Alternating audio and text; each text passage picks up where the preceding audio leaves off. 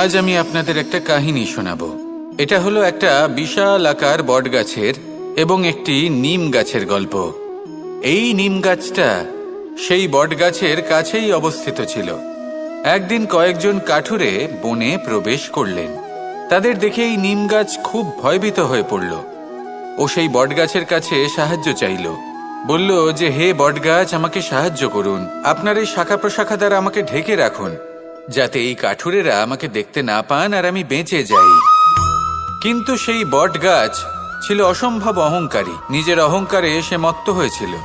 সে না ওকে উত্তর দিল আর না ওকে সাহায্য করল। সেই কাঠুরেগণ এলেন, নিম গাছটা কাটলেন আর চলে গেলেন।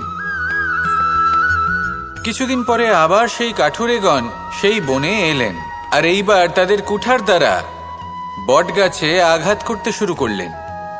এই প্রহার সহ্য করতে করতে বটগাছটি দেখল ও বুঝতে পারল যে সেই কুঠারগুলি নির্মিত হয়েছে সেই নিম গাছের ডাল দিয়েই। এবার এই ভুলটাই বেশিরভাগ মানুষই করে বসেন, বিশেষ করে তখন যখন তার কাছে শক্তি থাকে, সাফল্য আসে। নিজের অহংকারে মত্ত হয়ে দুর্বল ব্যক্তিকে আঘাত করে, তাদের কষ্ট দেয়। কখনো এটা ভাবে না যে ভবিষ্যতে এরাই তাদের পতনের কারণ হতে পারে। তাই যদি আপনার কাছে শক্তি থাকে আর আপনি সাফল্য লাভ করতে থাকেন, তাহলে নিজেকে শান্ত করুন এবং এই অহংকারকে ত্যাগ করুন। যদি কেউ দুর্বল হয় তাহলে তাকে আঘাত করবেন না, তাকে কষ্ট দেবেন না, বরং তাকে সাহায্য করুন, পারলে তাকে রক্ষা করুন। আসুন আর আমার সাথে ভালোবেসে বলুন, রাধা। আমাদের জীবনে সবসময় এটাই শেখানো হয় যে কখনো কারোর নিন্দা করবে না। কিন্তু আজকের দিনে সত্য হলো এটাই যে প্রত্যেক ব্যক্তি কোনো না কোনো সময় কোনো না কোনো মানুষের নিন্দা করেই থাকেন। এবার আপনি কারোর নিন্দা করলে সবসময় এর অর্থ এটা নয় যে আপনার মন মলিন। কখনো কখনো এমন কিছু পরিস্থিতির জন্ম হয়, কিছু ব্যক্তি আমাদের এমন দুঃখ দেন যে সেই দুঃখের বশে আমরা নিন্দা করতে শুরু করি। এবার নিন্দার বিষয়ে এমন এক সত্য আছে যেটা জানা প্রয়োজনীয়, যেটা আমি আপনাকে একটা উদাহরণ দিয়ে বোঝাবো। আপনি কখনো একটা চিত্র অঙ্কন করতে চেষ্টা করবেন, যতক্ষণ না সেই রং আমাদের হাতে লেগে যাচ্ছে ততক্ষণ আমাদের সেই চিত্র পূর্ণই হয় না। এবার এটাই হয় নিন্দার ক্ষেত্রেও। কেউ আপনাকে যতই দুঃখ দিক না কেন, যদি আপনি কারোর নিন্দা করেন তাহলে কোথাও না কোথাও সেই নেতিবাচক শক্তি অবশ্যই আপনার মধ্যে প্রবেশ করবে। তাহলে সেক্ষেত্রে কি করা যায়? কিভাবে অন্যের নিন্দা করা থেকে নিজেকে বিরত রাখা সম্ভব? একটাই পথ আছে, একটাই বিকল্প আছে, নিজের বিকাশ। নিজের বিকাশের পথে অগ্রসর হতে থাকুন। নিজের কাজে এতটাই নিমজ্জিত হয়ে যান যে কারো নিন্দা করার মতো কোনো সময় যেন আপনার হাতে না থাকে। তাতে আপনার মনও মলিন হবে না, আর জীবনে অনেক দরজা আপনার জন্য খুলে যাবে। আসুন আমার সাথে ভালোবেসে বলুন, রাধা। এই সংসারের প্রত্যেক মানুষ কোনো না কোনো স্থানে অবশ্যই যান, অনেক অনেক স্থানে তাদের যেতে হয়। এবার এমন কিছু মানুষ আছেন যারা সেই স্থানে হয়তো কখনোই যাননি। উদাহরণ হিসেবে বলবো, কিছু মানুষ আছেন যারা মন্দিরে যান, চিকিৎসালয়ে যান, কিছু মানুষ কারোর কারোর বিবাহ উৎসবে যান। আবার কিছু মানুষ আছেন যারা নাস্তিক হন এবং কখনোই মন্দিরে যান না। কিছু মানুষ অসুস্থ হন না, তাই চিকিৎসালয়ে যেতে হয় না। এমনও কিছু মানুষ থাকেন যারা সামাজিক উৎসব থেকে দূরে থাকাটাই পছন্দ করেন। যে কোনো মানুষ হোক, যা কিছুই তার চয়ন হোক না কেন, প্রত্যেক মানুষকে একটি স্থানে অবশ্যই যেতে হয়। এমন একটি স্থান আছে, সেই স্থানের নাম হলো মৃত্যুদ্বার। এবার এটা আবশ্যক নয় যে ঠিক মৃত্যুর পরেই আপনি মৃত্যুদ্বারে পৌঁছে যাবেন। এমন অনেক মানুষ আছেন যারা মৃত্যুর পূর্বেই মৃত্যুদ্বারে পৌঁছে ফিরে এসেছেন, আর তারা অনুভব করেছেন যে এই সংসারের সময় চক্রের সম্মুখে তাদের অস্তিত্ব কতটা ক্ষীণ। ওনারা এই কথা বুঝে গেছেন। বড় বড় জ্ঞানী মহান ব্যক্তি ছিলেন, তারা এসেছেন, কর্ম করেছেন এবং শেষে তারাও মৃত্যুদ্বারে প্রবেশ করেছেন। অবশেষে তারাও পঞ্চমহাভূতের সাথে মিলিত হয়েছেন। তাহলে আপনার কিসের এত অহংকার? এই জীবনে কেউ অমর নন। জীবনে কতদিন আমরা বাঁচবো এটাও আমরা জানি না। তাই এই জীবন যাপন করুন। এই জীবনের প্রত্যেক মুহূর্ত এমনভাবে যাপন করুন, এই কথা মাথায় রেখে যে কোনো মুহূর্তে আমাদের মৃত্যুদ্বারে প্রবেশ করতে হতে পারে, তাই না? আসুন আর আমার সাথে ভালোবেসে বলুন, রাধা। এই জীবনে 3টি গুরুত্বপূর্ণ শব্দ আছে যা বোঝা আমাদের কাছে খুব গুরুত্বপূর্ণ, এবং এই 3টি শব্দের নিজস্ব অর্থ আছে। প্রথম হলো সঙ্গবদ্ধতা, অর্থাৎ একসাথে মিলে কাজ করতে হবে, একসাথে মিলে পরিশ্রম করতে হবে, সামনে এগোতে হবে। এরকম করতে পারলে আপনার শক্তি বৃদ্ধি পাবে, আপনার ক্ষমতা বৃদ্ধি পাবে, আপনি এগোতে পারবেন এবং অনেক দূরে যেতে পারবেন। দ্বিতীয় হলো আত্মবিশ্বাস। হেরে যাওয়া বস্তুও আবার জিতে নিতে পারবেন। যদি আপনার নিজের আত্মবিশ্বাস থাকে তাহলে আপনি কখনো পরাজিত হবেন না। এবং তৃতীয় হলো অহংকার। জয়লাভ করার পরেও কিন্তু এটা আপনাকে পরাজিত করতে পারে। সেই জন্য জীবনে সঙ্গবদ্ধ হন, আত্মবিশ্বাস রাখুন, কিন্তু কখনোই অহংকার করবেন না। এই অহংকার আপনার থেকে সব কিছু কেড়ে নিতে পারে। এই অহংকারের জন্যই মথুরাপতি কংস নিজের পতনের দিকে অগ্রসর হয়েছিলেন। এই অহংকারকে ত্যাগ করুন আর আমার সাথে ভালোবেসে বলুন, রাধা রাধা। এই সংসারে সব থেকে বেশি কঠিন কাজ কোনটা? কেউ বলবেন যুদ্ধ করা, কেউ বলবেন ধন অর্জন করা, আবার কেউ বলবেন জ্ঞান অর্জন করা সব থেকে বেশি কঠিন। এবার প্রত্যেক ব্যক্তির নিজস্ব অভিজ্ঞতা আছে আর সেই অনুসারে তার নিজস্ব একটা উত্তর আছে। সাধারণভাবে দেখতে গেলে এই সংসারে সব থেকে কঠিন হলো তপস্যা করা, অর্থাৎ সব কিছু ত্যাগ করে তপস্যায় নিজেকে বিলীন করে দেওয়া। এবার এর থেকে বেশি কঠিন এই সংসারে আর কি বা হতে পারে? এই সংসারে, এই সমাজে, নিজের পরিবারের মধ্যে থেকেও ধৈর্য ধরে সামনে অগ্রসর হওয়া, এটা হলো সব থেকে কঠিন কাজ।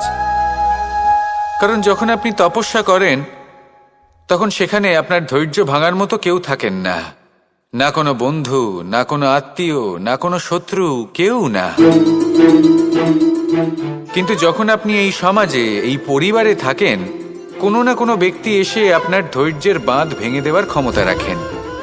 তারা আপনার ধৈর্যের বাঁধ ভেঙে দেয়, আর কখনো কখনো তারা অনিচ্ছাকৃতভাবেই সেটা করে থাকেন। কারণ তাদের মানসিকতা আপনার থেকে আলাদা, তাদের কর্ম আপনার থেকে আলাদা, তাদের দৃষ্টিভঙ্গি আপনার থেকে আলাদা, জীবন যাপন আপনার থেকে আলাদা। সেক্ষেত্রে আপনি ধৈর্যচ্যুত হন, প্রসন্নতা আপনার থেকে ছিনিয়ে নেওয়া হয়। সেই জন্য এই সংসারে, এই পরিবারের থেকেও ধৈর্য ধরে সামনে অগ্রসর হওয়া কোনো পর্বতের শিখরে গিয়ে তপস্যা করার থেকেও অনেক বেশি কঠিন। আর যে ব্যক্তি এই সমাজেই, এই পরিবারে, সেই সকল মানুষের মধ্যে থেকে গিয়েও ধৈর্য ধরে অগ্রসর হতে থাকেন, যারা এই কাজটা শিখে নিতে পারেন, তারাই কিন্তু জীবনে আনন্দ লাভ করতে পারেন। এই ধৈর্যই শেষে আপনার জীবনে প্রসন্নতা বহন করে আনবে। তাই ধৈর্য ধরে জীবনের পথে অগ্রসর হন আর আমার সাথে ভালোবেসে বলুন, আমরা সবাই জীবনে অগ্রসর হতে চাই।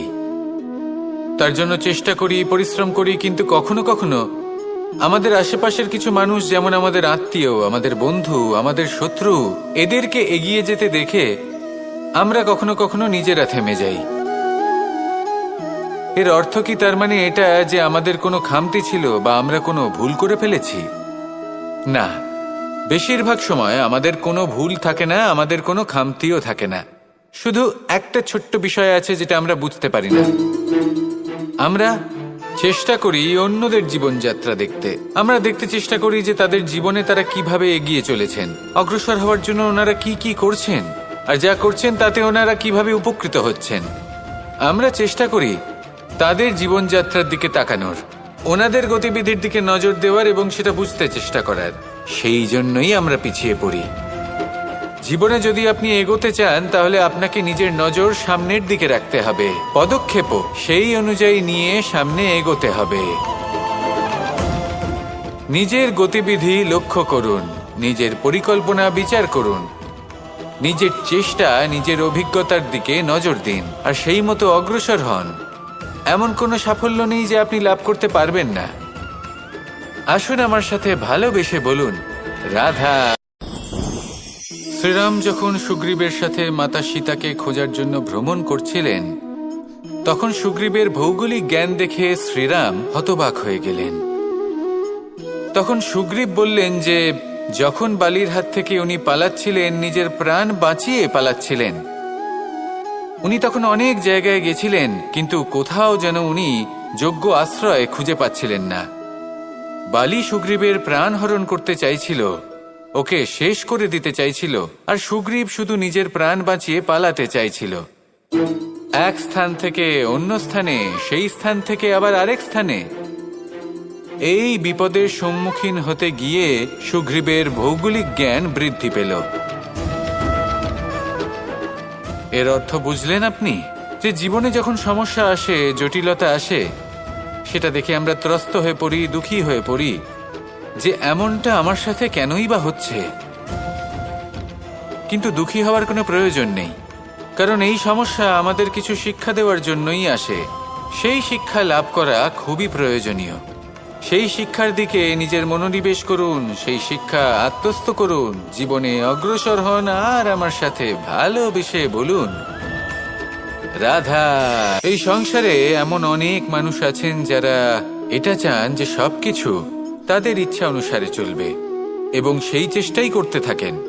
কিন্তু সত্যি হলো এটাই যে এই সংসারের নির্মাণ কোনো মানুষ করেনি, এবং সেই জন্য এই সংসার কোনো মানুষের ইচ্ছা অনুসারে চলবে না, বরং মানুষকে সংসারের ইচ্ছা অনুসারে চলতে হবে।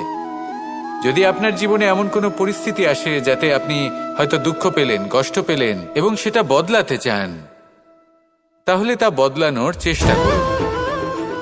যদি অসফল হন তাহলে আবার চেষ্টা করুন, নিরন্তর চেষ্টা করুন। কিন্তু যদি না করতে পারেন তাহলে মেনে নিন যে এই পরিস্থিতি বদলানো সম্ভব নয়। সেই পরিস্থিতিকে বদলানোর চেষ্টাকে ত্যাগ করে দিন।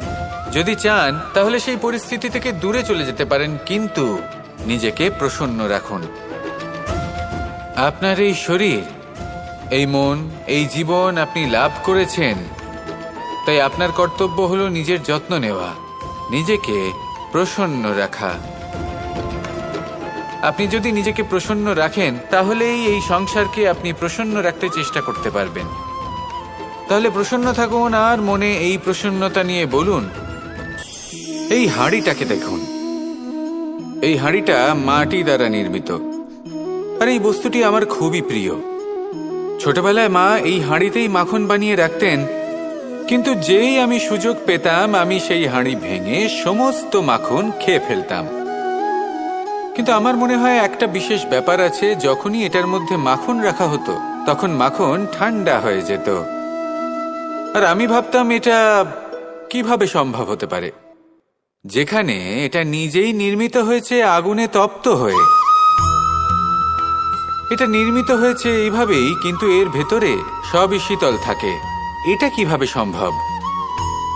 এটা এই কারণে সম্ভব কারণ এই হাঁড়ি এমন কিছু জানে যেটা জানা আমাদের জন্য খুব প্রয়োজনীয়। যার জন্ম হয়েছে মাটি থেকে, যার ভবিষ্যৎ হলো মাটি, আর ভেঙে যাওয়ার পরে যা কি সেই মাটিতেই মিশে যেতে হবে, তার নিজের অন্তরে অহংবোধের উত্তাপ ধরে রেখে কি লাভ? এটাই হলো জীবনের একটি সার কথা, যেটা আমাদের সকলকে বুঝতেই হবে, শিখতে হবে, যাপন করতে হবে। আর যখন আপনি উপলব্ধি করবেন যে আপনি নশ্বর, যখন উপলব্ধি করবেন যে আপনার জন্মের আগেও আপনার কোনো অস্তিত্ব ছিল না, আর মৃত্যুর পরেও আপনার কোনো অস্তিত্বই থাকবে না, জীবনে কোনো কিছুই আপনার ছিল না, আজও নেই আর না ভবিষ্যতে কখনো হবে, তখন আপনা থেকেই জন্ম এবং মৃত্যুর মাঝে এই যে সময় থাকে যাকে আমরা জীবন বলি, সেটা আপনি শান্তভাবে যাপন করতে শুরু করবেন। সেই জন্য জীবনে কখনোই অহংকার করবেন না। শুধু শুরু এবং শেষের কথা মনে রাখবেন। তাহলে আজকের এই বর্তমান শান্তিপূর্বক প্রসন্ন চিত্তে যাপন করতে পারবেন এবং এই মন প্রসন্ন হয়ে বলবে,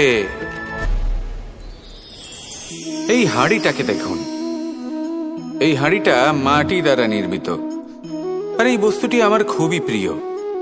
ছোটবেলায় মা এই হাঁড়িতেই মাখন বানিয়ে রাখতেন, কিন্তু যেই আমি সুযোগ পেতাম আমি সেই হাঁড়ি ভেঙে সমস্ত মাখন খেয়ে ফেলতাম।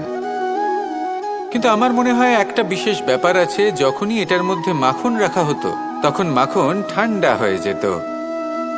আর আমি ভাবতাম এটা কিভাবে সম্ভব হতে পারে, যেখানে এটা নিজেই নির্মিত হয়েছে আগুনে তপ্ত হয়ে।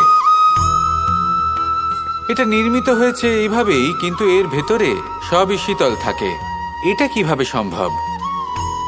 এটা এই কারণে সম্ভব কারণ এই হাঁড়ি এমন কিছু জানে যেটা জানা আমাদের জন্য খুব প্রয়োজনীয়। যার জন্ম হয়েছে মাটি থেকে, যার ভবিষ্যৎ হলো মাটি, আর ভেঙে যাওয়ার পরে যাকে সেই মাটিতেই মিশে যেতে হবে, তার নিজের অন্তরে অহংবোধের উত্তাপ ধরে রেখে কি লাভ? এটাই হলো জীবনের একটি সার কথা, যেটা আমাদের সকলকে বুঝতেই হবে, শিখতে হবে, যাপন করতে হবে। আর যখন আপনি উপলব্ধি করবেন যে আপনি নশ্বর, যখন উপলব্ধি করবেন যে আপনার জন্মের আগেও আপনার কোনো অস্তিত্ব ছিল না, আর মৃত্যুর পরেও আপনার কোনো অস্তিত্বই থাকবে না, জীবনে কোনো কিছুই আপনার ছিল না, আজও নেই আর না ভবিষ্যতে কখনো হবে, তখন আপনা থেকেই জন্ম এবং মৃত্যুর মাঝে এই যে সময় থাকে যাকে আমরা জীবন বলি, সেটা আপনি শান্তভাবে যাপন করতে শুরু করবেন। সেই জন্য জীবনে কখনোই অহংকার করবেন না, শুধু শুরু এবং শেষের কথা মনে রাখবেন। তাহলে আজকের এই বর্তমান শান্তিপূর্বক প্রসন্ন চিত্তে যাপন করতে পারবেন এবং এই মন প্রসন্ন হয়ে বলবে, প্রত্যেক মানুষ ভালো কাজও করেন আবার খারাপ কাজও করেন। যখন ভালো কাজ করেন তখন তিনি প্রশংসার পাত্র হন, যখন খারাপ কাজ করেন তখন তাকে নিন্দা করা হয়, কখনো অপমানও করা হয়। যখন কেউ ভালো কাজ করে তার প্রশংসা করুন, অনেক অনেক প্রশংসা করুন, অত্যাধিক প্রশংসা করুন। কারোর প্রশংসা করলে আপনার কোনো ক্ষতি হবে না, কিন্তু যদি কোনো ব্যক্তি খারাপ কাজ করেন বা তার কোনো ভুল হয়ে থাকে, যদি আপনি তাকে অপমান করে থাকেন, তার নিন্দা করেন, তাহলে একটা কথা মনে রাখবেন, সেই ব্যক্তি এই ঋণের কথা ভুলবে না, বরং সঠিক সময়ে এলে পরে নিজের স্বভাব অনুসারে এই ঋণ শোধ করবে। আসুন আমার সাথে ভালোবেসে বলুন, রাধা রাধা। এই সংসারে আমরা শুধু সেই বস্তুগুলিকেই অনুভব করতে পারি যেগুলো আমাদের পঞ্চ ইন্দ্রিয় গ্রাহ্য করে, যেমন যেমন আমরা চোখ দিয়ে দেখতে পাই, কান দিয়ে শুনতে পারি, আদি ইত্যাদি। কিন্তু এমন অনেক বস্তু আছে, ভাব বা তত্ত্ব আছে যা আমাদের ইন্দ্রিয় পূর্ণরূপে অনুভব করতে পারে না, কিন্তু তা আছে এবং তা অত্যন্ত শক্তিশালী। যেমন বায়ু, বায়ু আমরা দেখতে পাই না, কিন্তু তার শক্তির প্রমাণ আমার নতুন করে দেওয়ার কোনো প্রয়োজন নেই। ঠিক তেমনই দুটি বোধ আছে যা চোখে দেখা যায় না, আমরা তা শুনতেও পাই না, কিন্তু তা আছে এবং তা অত্যন্ত শক্তিশালী। এই দুই বোধ হলো প্রার্থনা এবং বিশ্বাস। এই দুই বোধ যার মধ্যে আছে সেই সংসারে সব কিছু করতে পারে, যে কোনো শিখরে পৌঁছতে পারে, তার পক্ষে কোনো কিছুই অসম্ভব নয়। একটা উদাহরণ দিই, তাহলে দ্রৌপদীর সেই কাহিনীকে স্মরণ করুন, মাতা দেবকীর বিশ্বাসকে স্মরণ করুন। ওনার বিশ্বাস ছিল যে একদিন আমার পুত্র আসবে আর কংসকে বধ করবে, আর ঠিক এমনটাই হলো। সত্যি কথা বলতে এই সংসার আমাকে ঈশ্বর বলে মনে করে, কিন্তু আমি এটা মনে করি যে আমি হলাম সকলের প্রার্থনা এবং বিশ্বাসের একটি সত্তা। এনাদের প্রার্থনা এবং বিশ্বাসের মাধ্যমে ঈশ্বর এই শক্তি লাভ করেন এবং সেই শক্তি দ্বারা তিনি সবার মঙ্গল করতে থাকেন। বিশ্বাস এবং প্রার্থনা এই দুই ভাব নিজের মনে জাগ্রত করুন আর আমার সাথে ভালোবেসে বলুন, রাধা। মন্দিরে যখনই আপনি যান, সেখানে অবস্থিত প্রতিমার চরণ স্পর্শ করেন। যখন শিবলিঙ্গের অভিষেক করেন, তখন স্বয়ং নিজে হাতে দুধ এবং জল দিয়ে তা ধৌত করেন, তার প্রক্ষালন করেন। কিন্তু এর পেছনে কোনো অন্ধবিশ্বাস নেই। এখানে বিষয়টা হলো ঊর্জা সংক্রান্ত। যে কোনো ব্যক্তি হোক বা কোনো বস্তু, তার নিজস্ব একটি বিশেষ ঊর্জা থাকে। সেই জন্য যখনই আমরা বড়দের চরণ স্পর্শ করি, তখন সেই স্পর্শ দ্বারা সেই বিশেষ ঊর্জা আমরা নিজের অন্তরে সমাহিত করি। তাই সব সময় মনে রাখবেন, কারোর চরণ স্পর্শ করার অর্থ এটা নয় যে আপনি কারোর সামনে তুচ্ছ হয়ে যাচ্ছেন। এর অর্থ হলো এটাই যে বড় হওয়ার জন্য সেই বিশেষ ঊর্জা আপনি তার থেকে প্রাপ্ত করছেন। আর এই জীবনের আরেকটা বড় সত্য হলো এটাই যে যদি আপনি জীবনে কিছু লাভ করতে চান, তবে নতমস্তক হতে শিখুন। তা হয় সেটা পরমেশ্বরের সামনে, বা মন্দিরের প্রতিমার সামনে, বা মাতা পিতার সামনে, বা কোনো মহাপুরুষের সামনে, বা ভালোবাসার সামনে। আসুন আর আমার সাথে ভালোবেসে বলুন, রাধা। রুদ্রাক্ষ। এই রুদ্রাক্ষ আসলে কি? কথায় আছে যে যখন রুদ্রের চোখ থেকে অশ্রু নির্গত হয়েছিল, তখন যে স্থানে সেই চোখের জল পড়েছিল, সেই প্রত্যেকটি স্থানে একটি করে গাছের জন্ম হয়। আর সেই গাছ থেকেই আমরা রুদ্রাক্ষ লাভ করে থাকি। সেই রুদ্রাক্ষ যা নেতিবাচক শক্তির হাত থেকে আমাদের রক্ষা করে, যা আমাদের যাতনা এবং দুঃখ হরণ করে। আমার আরাধ্য মহাদেব যখন উনি হলাহল গ্রহণ করেছিলেন এই সংসারকে, এই সংসারের সব থেকে বড় বিপদের হাত থেকে রক্ষা করবেন বলে, তখন উনি সবার যন্ত্রণা হরণ করেছিলেন, সবাইকে রক্ষা করেছিলেন। আর সেই জন্য ওনার চোখের জল এতটাই শক্তিশালী যে সেটা আমাদের রক্ষা করতে পারে, যন্ত্রণা দূর করতে পারে। তাহলে এর অর্থ কি এটাই যে আমাদের সবাইকে রুদ্রাক্ষ ধারণ করতে হবে? না, সেটা তো আপনার নির্বাচন। এর দ্বারা আমরা এই শিক্ষা লাভ করি যে যখনই আপনি অশ্রুপাত করবেন, এইভাবে করবেন তাতে যেন সংসারের মঙ্গল করতে পারেন। যদি আপনি নিজেও যন্ত্রণায় থাকেন, তখনও অন্য কারোর যন্ত্রণাকে হরণ করতে পারেন, অন্য কারোর সংকট আপনি দূর করতে পারেন, অন্য কাউকে সাহায্য করতে পারেন। তাহলে আপনিও রুদ্রাক্ষের মতো পূজনীয় হয়ে উঠতে পারবেন। আসুন আর আমার সাথে ভালোবেসে বলুন, সময়। এই সময় আসলে কি? এই সময় একটা সরল রেখা তো কখনোই নয়। সময় হলো একটা চক্র, যেখানে এর আদি সেখানেই হলো এর অন্ত, আর যেখানে তা শেষ হয় সেখান থেকেই তার শুরু হয়। এই সময় একটা অত্যন্ত বিচিত্র চিন্তা, বিচিত্র ভাবনা, একটা বিচিত্র বস্তু যা কেউ বুঝতে পারেন না। এই সময়ের লীলা, এর কোনো প্রমাণ নেই, কোনো জ্ঞান নেই, কোনো পরিমাপ নেই। শুধু এটুকু আমরা জানতে পারি, যেখানে শেষ হবে সেখান থেকে একটা নতুন সূচনাও হবে। যা আজ আপনার কাছে আছে, কাল অন্য কারোর কাছে যাবে, তারপরে তার কাছ থেকেও অন্য কারোর কাছে যাবে, তারপরে তার থেকেও ছিনিয়ে নেওয়া হবে। এই নিয়তির একজনের কাছ থেকে অন্যজনের কাছে আদান প্রদানের এই সময় হলো আপনার সময়। এই সময়ের সদ্ব্যবহার করুন, এই সময়কে বাঁচুন। আপনাকে শুধু এটাই সুনিশ্চিত করতে হবে যে আপনি কোন পক্ষে আছেন। আর সত্যি বলতে কি, আপনার জীবনের পরিণাম নির্ভর করে আপনার নির্বাচনের ওপর। আপনি কোন পক্ষ নির্বাচন করছেন। তাহলে মনে রাখবেন, জীবনে সেই পক্ষই নির্বাচন করবেন যা চয়ন করার পরে আপনি সুখ অনুভব করবেন, আপনি সন্তোষ লাভ করবেন, প্রসন্নতা লাভ করবেন। আর আমি এটাই সুনিশ্চিত করব যে এই পক্ষ যেন শান্তির পক্ষ হয়, এই পক্ষই যেন প্রেমের পক্ষ হয়। তাহলে চিন্তা করবেন না, আর আসুন আমার সাথে ভালোবেসে বলুন, রাধা রাধা। দৃষ্টি আর দৃষ্টিভঙ্গি এই সমগ্র লীলা হলো এই দুইয়ের। বিচিত্র হতে পারে, কিন্তু এটাই সত্যি। এবার আপনাকে একটা উদাহরণ দিয়ে বোঝাই। অনেক সময় আপনি কোনো ব্যক্তিকে এটা বলতে শুনবেন যে আমি আমার নিজের উপরে গর্ব করি, আমি নিজেকে নিয়ে গর্ব করি, আমি খুব ভালোভাবে আমার মা বাবার সেবা করি, ওনাদের আমি সবসময় সুখী রাখি, ওনাদের আমি একটা বাড়ি দিয়েছি, সকল সুখ সুবিধা দিয়েছি, ওনাদের জীবনে প্রত্যেক জিনিস দিয়েছি আর দেব যা তাদের প্রয়োজন। এবার আমাকে বলুন যে আপনি কে হন?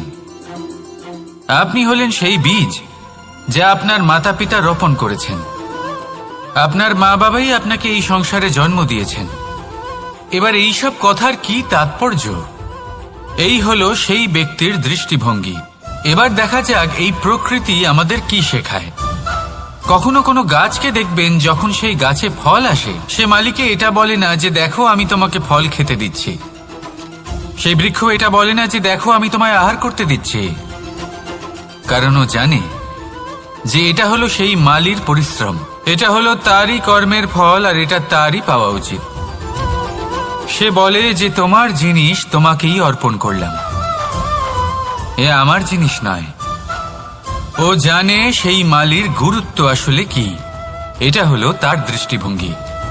সেই জন্য আপনি জীবনে কোন ব্যক্তির মধ্যে, কোন পশু পাখির মধ্যে, কোন প্রাণীর মধ্যে, কোন পরিস্থিতিতে, কোন আবেগের মুহূর্তে কি দেখতে পাচ্ছেন, সেটা আপনার দৃষ্টিভঙ্গির উপরে নির্ভর করছে।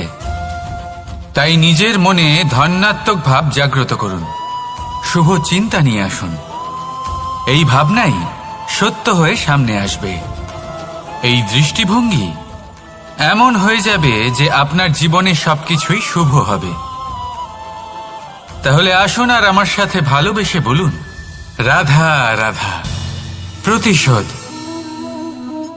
অথবা কাউকে দুঃখ দেওয়ার ভাবনা, যদি এটা আপনার মনে থাকে, তাহলে আপনি নিজের মনেই যন্ত্রণার একটা বিশাল বৃক্ষ রোপণ করছেন, এটা মনে রাখবেন।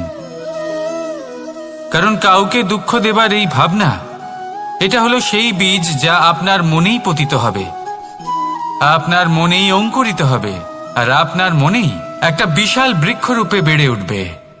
জীবন আপনার, কর্ম আপনার, কাউকে দুঃখ দেবার ভাবনা আপনার ছিল, এই বৃক্ষ হলো আপনার, তাই এর ফলও আপনিই পাবেন, যা গ্রহণও আপনাকেই করতে হবে। মনে রাখবেন, যে মানুষ এটা ভাবে যে আমি ওকে দুঃখ দেব, ওকে কষ্ট দিতে চাই আমি, সেই মানুষই দুঃখ আর কষ্ট পেয়ে থাকে। যদি সেই জায়গায় আপনি এটা ভাবেন যে আমি কাউকে সুখী করে তুলতে চাই, কাউকে সুখ প্রদান করতে চাই, তাহলে তারও বীজ আপনার মনেই রোপণ হবে, বৃক্ষে পরিণত হবে, যার ফলও আপনিই পাবেন। এখানে বিষয়টা হলো শুধু মানসিকতার চিন্তা, যা সত্য হয়ে আপনার সামনে আসে। তাহলে এই মানসিকতা শুভ করুন, সবার জন্য মঙ্গল কামনা করুন। অন্যের মনে আপনার জন্য ভালো চিন্তা থাকুক বা না থাকুক, আপনি সবার জন্য শুভ চিন্তা করে কর্ম করতে থাকুন, তাহলে আপনার সাথেও ভালোই হবে। তাহলে আসুন আর আমার সাথে ভালোবেসে বলুন, রাধা রাধা। সুখ আর অভিজ্ঞতা, এই দুই জীবনে একসাথে কখনোই আসে না। মনে রাখবেন, যেখানে সুখ থাকে সেখানে অভিজ্ঞতা থাকে না, আর যখন এই সুখ আমাদের জীবন থেকে দূরে চলে যায়, তখন আমাদের জীবনে আসে এই অভিজ্ঞতা। পরমাত্মা, প্রকৃতি, নিয়তি এই অভিজ্ঞতাকে আমাদের জীবনে পাঠান, যাতে আমরা একটা অত্যন্ত গুরুত্বপূর্ণ শিক্ষা, একটা জ্ঞান প্রাপ্ত করতে পারি। এই অভিজ্ঞতা আমাদের শেখায় যে অতীতে এমন কি হয়েছিল যা আমাদের করা উচিত হয়নি।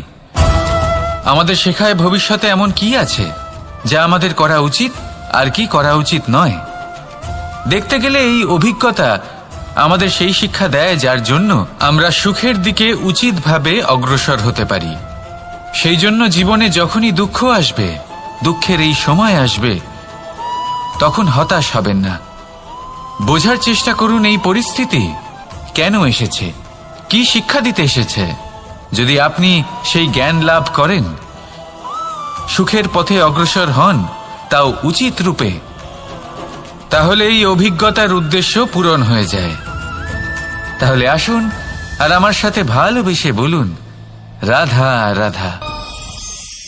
জীবনে শিখরে পৌঁছানোর জন্য মানুষের কি প্রয়োজন হয়ে থাকে? সিঁড়ির, কিন্তু তাও প্রত্যেক মানুষ, প্রত্যেক ব্যক্তি শিখরে পৌঁছতে পারেন না। এর কারণ কি? কারণ একটা হতে পারে যে মানুষ কল্পনা করতে থাকেন কিন্তু সিঁড়ি খুঁজে পান না। কিছু মানুষ খুঁজে নেন কিন্তু তা পেয়ে এতটাই প্রসন্ন হয়ে যান যে তারপর আর কোনো কর্মই করেন না। খুব সোজা ব্যাপার। অনেক মানুষ সিঁড়ি খুঁজে পান না, আর যদি পেয়েও যান তাও যতক্ষণ না তাতে চড়ছেন সেই শিখরে পৌঁছবেন কি করে? যতক্ষণ না আপনি পরিশ্রম করছেন, যতক্ষণ না সেই সিঁড়িতে আপনি চড়ছেন, যতক্ষণ না ক্লান্ত হচ্ছেন, আপনার পায়ে হাঁটুতে ব্যথা না হচ্ছে, ততক্ষণ এই শিখরে পৌঁছানোর সৌভাগ্য লাভ করতে পারবেন না। তাহলে কল্পনার সাথে কর্ম করুন, পরিকল্পনার সাথে পরিশ্রম করুন, সব কিছু পাবেন। আসুন আমার সাথে ভালোবেসে বলুন, রাধা রাধা। সমস্যা, কঠিন সময়, সংকট, বিপদ কার জীবনে নেই? প্রত্যেকের জীবনে আছে। কিন্তু আমাকে একটা কথা বলুন, যদি নৌকায় ঢেউকে ভয় পেতে শুরু করে তাহলে সাগর পার করবে কে? কখনো কোনো ছোট্ট পিঁপড়েকে দেখেছেন যে আকারে হয়তো ছোট হতে পারে কিন্তু বড় শিক্ষা দিয়ে যায়? কিন্তু আমরা শিখি না। এবার দেখুন একটা পিঁপড়েকে যে ভোজনের খোঁজে বাইরে বের হয়, একটা ছোট্ট দানা তুলে নেয়। ছোট দানা তোলে কারণ তার থেকে বেশি সে তুলতেই পারবে না। সে দানা নিয়ে চলতে শুরু করে, কোনো দেওয়ালে উঠে পড়ে, আবার পড়েও যায়। সেই দানা দূরে কোথাও একটা পড়ে যায়, তা আবার খোঁজে, তুলে নেয়, আবার চলতে থাকে। পড়ে যায় আবার ওঠে, পড়ে যায় আবার ওঠে। সেই দানাটা রেখে দেয়, আবার বেরিয়ে পড়ে ভোজনের খোঁজে। পরিশ্রম করতে থাকে কিন্তু হার মানে না। এই শিক্ষাই তো আমাদের প্রাপ্ত করতে হবে। নিরন্তর পরিশ্রম আর নির্ভীক হয়ে কর্ম করে যেতে হবে। এটাই হলো সাফল্যের মাধ্যম, এটাই হলো জয়ের মন্ত্র, অচ্যুত অজয় অস্ত্র। তাহলে আসুন আর আমার সাথে ভালোবেসে বলুন, রাধা রাধা। আমরা সকলে চাই আমাদের জীবনে সাফল্য আসুক। আমরা চাই যে এই সংসারে আমাদের খ্যাতি ছড়িয়ে পড়ুক। আমরা চাই যেন আমরা আলোচিত হই। কিন্তু শুধু চাইলেই কি যায় আসে? যদি এই সংসারে আলোচিত হতে হয় তাহলে পরিচিত হতে হবে পরিশ্রমের দ্বারা। যতক্ষণ না আপনারা পরিশ্রমের সাথে পরিচিত হবেন, সাফল্যের সাথে পরিচিত হবেন না। সংঘর্ষ করতে হবে প্রতিদিন, প্রতি বছর। জীবনের সব পরিস্থিতিতেই হয়তো নতুন নতুন বাধা আসবে, নতুন নতুন বিঘ্ন ঘটবে। কিন্তু এটা আবশ্যক নয় যে সমস্ত বিঘ্ন বিনাশের জন্য আসবে। কিছু বিঘ্ন আপনার পথ প্রশস্ত করার জন্য আসবে, আপনার পথ পরিষ্কার করার জন্য আসবে। যদি আপনাকে উদাহরণ দিই, যখন বন্যা আসে, বাড়ি ঘর ভেসে যায়, তখন আমরা হতাশ হয়ে পড়ি, আমরা দুঃখী হয়ে পড়ি। কিন্তু সেই বন্যাই আমাদের সেই ধরিত্রীকে এত উর্বর করে তোলে যে সেই উর্বর অংশ কাজে লাগিয়ে আমরা সেরকম আরো 10টা বাড়ি বানাতে পারি। তাহলে ধন্যাত্মক থাকুন আর যে কোনো সংঘর্ষের জন্য প্রস্তুত থাকুন। জীবনে অনেক দূর যেতে পারবেন। তাহলে আসুন আমার সাথে ভালোবেসে বলুন, রাধা রাধা। জীবনে কখনো কখনো আমরা সেই পরিস্থিতিতে ফেসে যাই যখন আমাদের মনে হয় যে আমাদের নতুন কিছু একটা করতে হবে, কিন্তু আমরা করতে পারি না। কারণ কোথাও না কোথাও আমরা রীতির দ্বারা আবদ্ধ, আর আমরা সেই রীতি ভাঙতে চাই না। কেবল একটাই প্রশ্ন আসে মনে, আশেপাশের মানুষ কি বলবে, আশেপাশের মানুষ কি ভাববে। আপনাকে একটা প্রশ্ন করি, কারা এই মানুষজন? আপনার জন্মের সময় এই মানুষজন কোথায় ছিলেন? যখন আপনি কোনো সমস্যায় পড়েন তখন এই মানুষজন কোথায় থাকেন? এগিয়ে এসে কি আপনাকে সাহায্য করেন, নাকি সেই সমস্যার সমাধান আপনি নিজেই করেন? এইসব মানুষজনের চিন্তা ত্যাগ করুন যদি আপনি জীবনে বাঁচতে চান। ভেবে দেখুন জীবনে কি কি শুভ আছে আর কি কি শুভ করতে পারেন। যদি তা স্রোতের বিপরীতে হয় তাহলে সংঘর্ষ করুন, কিন্তু এইসব মানুষজনের কথা ভাববেন না। ভেবে দেখুন জীবনে আপনি কি কি শুভ কাজ করতে পারেন। এটা ভাবুন যে আপনি কখনো এমন কোনো কাজ করে ফেলেননি তো যার জন্য কারো হৃদয় আহত হয়েছে। শুভর দিকে নিজের চিন্তা কেন্দ্রীভূত করুন, আপনার জীবনে সব কিছু শুভই হবে। তাহলে আসুন আমার সাথে ভালোবেসে বলুন, রাধা রাধা। আজকাল আপনি দেখে থাকবেন যে মা বাবা শুধুমাত্র সন্তানকে ভালোবাসেন তা নয়, তাদের মোহেও জড়িয়ে পড়েন। বিদ্যালয় যখন পাঠান তখন সমস্ত সুযোগ সুবিধা দিয়েই পাঠান। চেষ্টা করেন যে সবসময় যেন সন্তান তাদের চোখের সামনেই থাকে। কিন্তু ভুলে যান এক অত্যন্ত গুরুত্বপূর্ণ কথা, যে সন্তানকে এক নতুন দৃষ্টিভঙ্গি দেওয়াই হলো ওনাদের কর্তব্য। সেই জন্য পুরাতনকালে শিষ্যদের গুরুকুলে পাঠানো হতো, বাড়ির থেকে দূরে। কারণ বাড়ি ছেড়ে যাওয়া এক সন্তানের জন্য, এক শিষ্যের জন্য অত্যন্ত শুভ লক্ষণ হয়।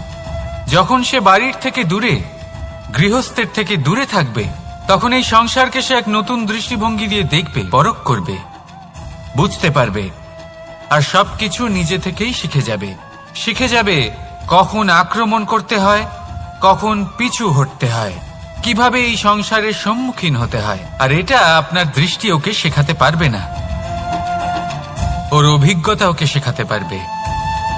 তাই মনে রাখবেন, যদি আপনি চান যে আপনার সন্তানের বিকাশ হোক, তাহলে অনেক সময় ওকে নিজের থেকে দূরে নিয়ে যেতে হয়। যদি মোহে আবদ্ধ থাকেন তাহলে ওর বিকাশ কখনোই হবে না। তাহলে আসুন আমার সাথে ভালোবেসে বলুন, রাধা রাধা। কখনো কখনো মানুষ মনে করেন যে সে নিজেই সব থেকে বেশি শক্তিশালী, তিনি হলেন জ্ঞানী। দেখুন, এটা ভালো ব্যাপার যে আপনার মধ্যে শক্তি আছে, জ্ঞান আছে, আর এটা শুধু আপনার জন্য নয়, এই সমস্ত সমাজের জন্য, দেশের জন্য, সমগ্র পৃথিবীর জন্য অত্যন্ত আবশ্যক। কিন্তু এই কথাটাও বোঝা অত্যন্ত আবশ্যক যে এই জ্ঞান যেন কখনো অহংকার না হয়ে ওঠে। যখন মানুষের মধ্যে জ্ঞান থাকে তখন সে রাম হয়ে ওঠে। রাম, যিনি সমুদ্রের বুকে সেতু বানিয়েছিলেন, বানর সেনার দ্বারা রাক্ষস রাজকে পরাজিত করেছিলেন, আর চিরকালের জন্য সবার কাছে আদর্শ হয়ে উঠেছিলেন। আর যদি মানুষের মনে অহংকার জন্মায়, তাহলে সে রাবণ হয়ে ওঠে। দেশে বিদেশে যতই খ্যাতি থাকুক না কেন, সে রাক্ষস হয়ে ওঠে, নিজের সাথে সাথে সমস্ত কুলের বিনাশ করে বসে। এবার জ্ঞান নাকি অহংকার, আপনার কি চাই সেই সিদ্ধান্ত আপনার, আর আপনার এই সিদ্ধান্তই নিশ্চিত করবে যে আপনার কর্ম কি হবে, আর আপনার এই কর্মই নিশ্চিত করে দেবে আপনার প্রারব্ধ কি হবে। তাহলে শুভ কর্ম করুন আর আমার সাথে ভালোবেসে বলুন, রাধা রাধা। কোনো বাগানের কোনো বৃক্ষকে দেখেছেন যেখানে সুগন্ধি ফুল থাকে, রসালো ফল থাকে, তখন মন প্রফুল্ল হয়ে ওঠে, মন থেকে সেই বৃক্ষের প্রতি ভালোবাসা জন্মায়। কিন্তু যিনি বাগানের মালিক, শুধুমাত্র তিনিই জানেন যে কিভাবে এই বৃক্ষকে আগলে রাখতে হয়, কিভাবে তার পরিচর্যা করলে এতে সুন্দর সুগন্ধি ফুল হবে, রসালো ফল হবে। কখনো কখনো প্রয়োজনের থেকে বেশি রোদ পেলে এই বৃক্ষগুলি শুকিয়ে যায়, প্রয়োজনের থেকে কম রোদ পেলেও এই বৃক্ষ কিন্তু শুকিয়ে যায়। প্রয়োজনের থেকে কম জল যদি পায়, এই বৃক্ষ শুকিয়ে যেতে পারে। প্রয়োজনের থেকে অতিরিক্ত জল যদি পায়, তখনও এই বৃক্ষের শিকড়গুলি নষ্ট হয়ে যেতে পারে। এবার এটাই কিন্তু আমাদের সংসারের সাথেও হয়।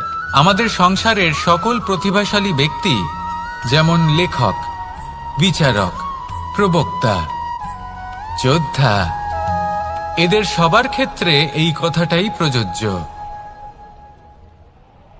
যদি বেশি প্রশংসা করা হয়, তাহলেও এরা হারিয়ে যাবেন। প্রয়োজনের থেকে বেশি যদি নিন্দা করা হয়, তখনও তারা নত হয়ে পড়বেন।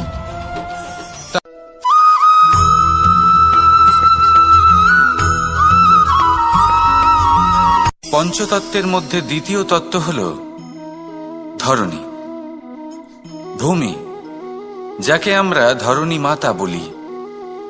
এই ধরণী ধৈর্য ধারণ করে, আর এর ওপরেই আমাদের সমগ্র সংসার নির্ভরশীল। কারণ এই ভূমি সহ্য ক্ষমতা রাখে, এর সহ্য ক্ষমতা হল অপরিসীম।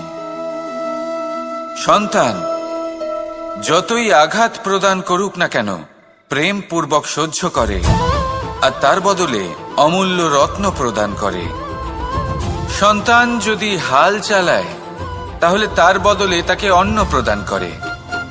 এটাই হলো ধরনী। এবার এর থেকে আমরা কি শিক্ষা পেতে পারি? এটাই যে কারোর জন্য কিছু করা বা কাউকে কিছু দেওয়া মনে কোনো কামনা ছাড়াই। আর এই কথাটা বুঝে যান, যদি কারোর জন্য কামনা না রেখে বা কোনো পাওয়ার আশা না রেখে কারোর জন্য কিছু করেন বা কারোকে কিছু দেন, যদি এটা আপনি শিখতে পারেন, তবে আপনি ভালোবাসতে শিখে গেছেন।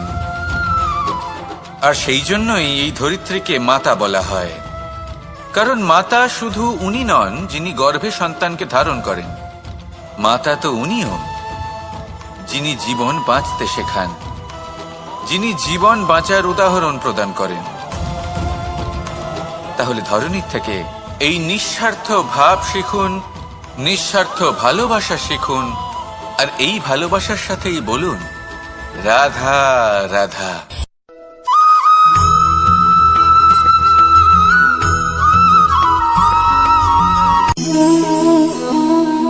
নিয়তি। রাধা আমাকে বলে, কৃষ্ণ, যদি তুমি জানো যে নিয়তিতে কি আছে, তাহলে তাকে বদলে দাও না কেন? মহাদেব আমাকে বলেন যে শ্রীকৃষ্ণ, যদি আপনি এটা জানেন যে সাম্বের নিয়তি এটাই, তাহলে আপনি তাকে বদলানোর চেষ্টা কেন করেন?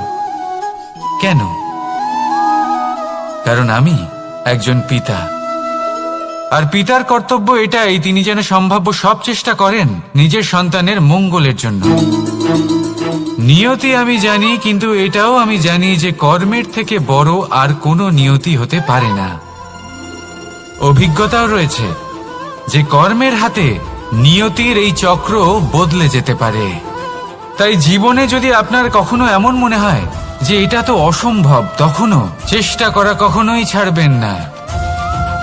কে বলতে পারে আপনারই কর্মের কোনো এক বীজ হয়তো নিয়তির চাকায় আটকে গেল, আর নিয়তিকে নিজের পথ পাল্টাতে হলো, ঠিক কি না? সেই জন্য নিয়তিকে ভাগ্য মেনে নিয়ে চুপ করে বসে থাকবেন না। নিজের নিয়তি স্বয়ং নিজের কর্মের দ্বারা নির্ধারিত করুন, কারণ আপনার এই কর্মের ওপরেই আপনার অধিকার রয়েছে। আর এই অধিকারকে নিয়তি অনেক সময় সম্মানও করে। তাহলে আসুন আর আমার সাথে ভালোবেসে বলুন রাধা রাধা।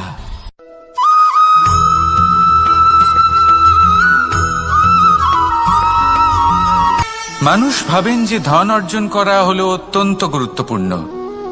তিনি আজীবন ধন অর্জন করতে থাকেন, ধন অর্জন করার চেষ্টা করতে থাকেন। সে যাই হয়ে যাক না কেন, পরিশ্রম করতে থাকেন।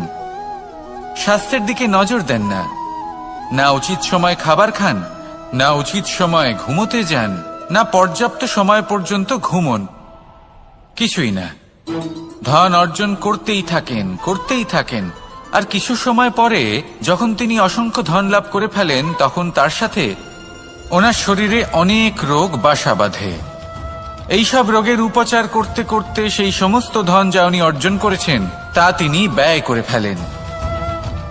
শেষ পর্যন্ত কি হয়? আমরা যেভাবে এসেছি ঠিক সেইভাবেই ফিরে যাই, ধন এখানেই থেকে যায়। দেখুন, একটা অত্যন্ত গুরুত্বপূর্ণ কথা রয়েছে যে আপনার বোঝা উচিত।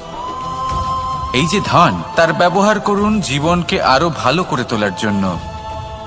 ধনের সদ্ব্যবহার করা উচিত, এমন যেন না হয় এই ধন আপনাকে ভোগ করে ফেলে। এই জীবনকে নিশ্চিত রূপে আরো শ্রেষ্ঠ করে তুলুন। কিন্তু এই ধন অর্জন করার এই প্রক্রিয়াতে নিজের সারা জীবনকে নষ্ট করে ফেলবেন না। এই জীবন উপভোগ করতে শিখুন, আর আমার সাথে ভালোবেসে বলুন রাধা রাধা।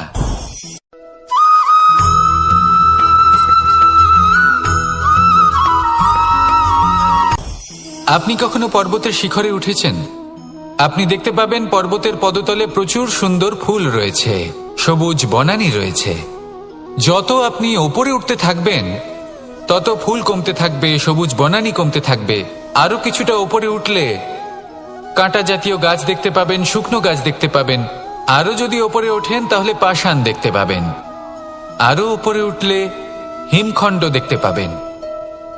এই যে পর্বত, তা মনুষ্য জীবনের সব থেকে উত্তম উদাহরণ। মানুষ যখন সাফল্যের শিখরে পৌঁছতে চান, মহানুভবতার শিখরে পৌঁছতে চান, পথে যত আস্তে আস্তে উপরে উঠতে থাকেন ততই ভৌতিক বস্তু তার থেকে বিচ্ছিন্ন হতে থাকে। যদি তিনি সেই ভৌতিক বস্তুগুলি ত্যাগ না করতে পারেন, তাহলে কখনোই সেই স্থানে পৌঁছতে পারবেন না। আর মানুষ যদি উচিত ত্যাগ করতে পারেন, পথে অগ্রসর হতে থাকেন, এগোতে থাকেন, তাহলে একদিন না একদিন তিনি মহানুভবতার, জ্ঞানের, সাফল্যের হিমের স্বাদ অবশ্যই লাভ করবেন। মনে রাখবেন, মানব জীবনে ত্যাগ হলো অত্যন্ত গুরুত্বপূর্ণ অংশ। আসুন আমার সাথে ভালোবেসে বলুন, রাধা রাধা।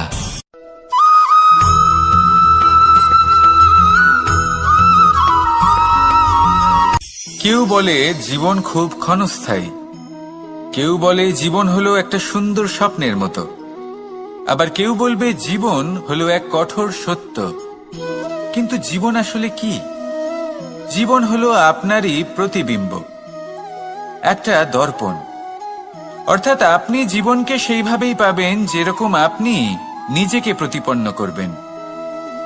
যদি আপনি দর্পণের দিকে তাকিয়ে হাসেন, তাহলে আপনি সামনে হাসি মুখী দেখতে পাবেন।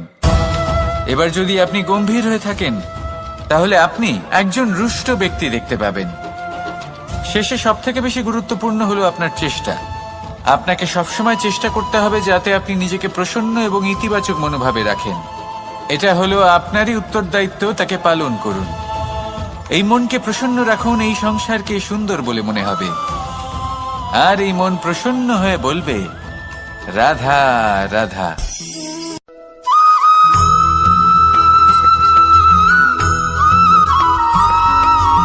আমাদের শরীর প্রকৃতির সর্বশ্রেষ্ঠ রচনা। যে অঙ্গ প্রত্যঙ্গ আমরা লাভ করেছি, প্রত্যেকটির মধ্যে একটি নিজস্ব বার্তা রয়েছে। একটু ভেবে দেখুন, দুটি চোখ দিয়েছে দেখার জন্য, দুটি কান দিয়েছে শোনার জন্য, নাসিকাও আছে দুটি, দুটি হাত দিয়েছে দ্বিগুণ পরিশ্রম করার জন্য। কিন্তু জীব শুধুমাত্র একটি। তার উপরেও তীক্ষ্ণ বলিষ্ঠ দাঁত দিয়েছে তার রক্ষার জন্য। কখনো ভেবে দেখেছেন কেন?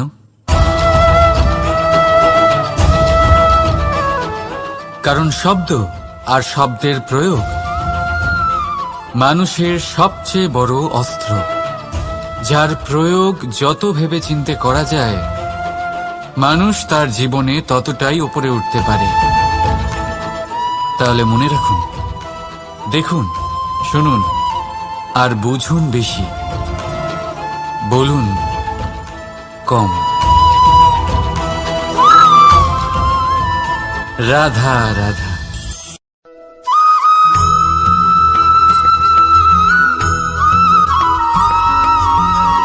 জীবন কিসের উপর নির্ভরশীল? ধনের ওপর, বৈভবের অনুভব যদি আপনি করতে চান, তাহলে তা পাবেন শুধু একতার দ্বারা, সংগঠনের দ্বারা। যদি আপনাকে উদাহরণ দিই, নিজের এই হাতটাকে দেখুন, 5টা আঙুল রয়েছে। কোনো একটা বস্তুকে নিজের একটা আঙুল দ্বারা তুলে ধরার চেষ্টা করে দেখুন, বড়ই কষ্ট হবে। তখন আপনি বুঝতে পারবেন, যখন এই 5টি আঙুল একত্রিত হয়, তখন কোনো কাজ কতটা সহজ হতে পারে। এটাই হলো শক্তি একতার। সব থেকে ভালো উদাহরণ যদি আপনাকে দিই,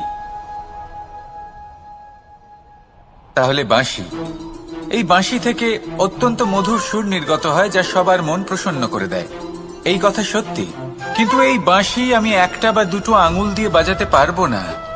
আমাকে প্রত্যেকটা আঙুল ব্যবহার করতেই হবে, তবেই এর থেকে মধুর সুর নির্গত হবে, যা সকলকে প্রসন্ন করবে। ঠিক কিনা? ঠিক এইভাবেই যদি আপনি চান যে আপনার জীবনরূপী বাঁশি থেকেও মধুর সুর নির্গত হোক বা সবার মনকে প্রসন্ন করে তুলুক, তাহলে আপনাকেও জীবনে একতা নিয়ে আসতেই হবে। আপনি একাও কর্ম করতে পারেন, পথ চলতেও পারেন, সামনেও এগোতে পারেন, সাফল্যও লাভ করতে পারেন। কিন্তু যখন সকলে একসাথে এগোবেন, সেই পথে চলবেন, সেই কর্মই করবেন, তখন লক্ষ্যে অবশ্যই পৌঁছবেন, সাফল্য অবশ্যই লাভ করবেন। কিন্তু সেই সাফল্য এবং তার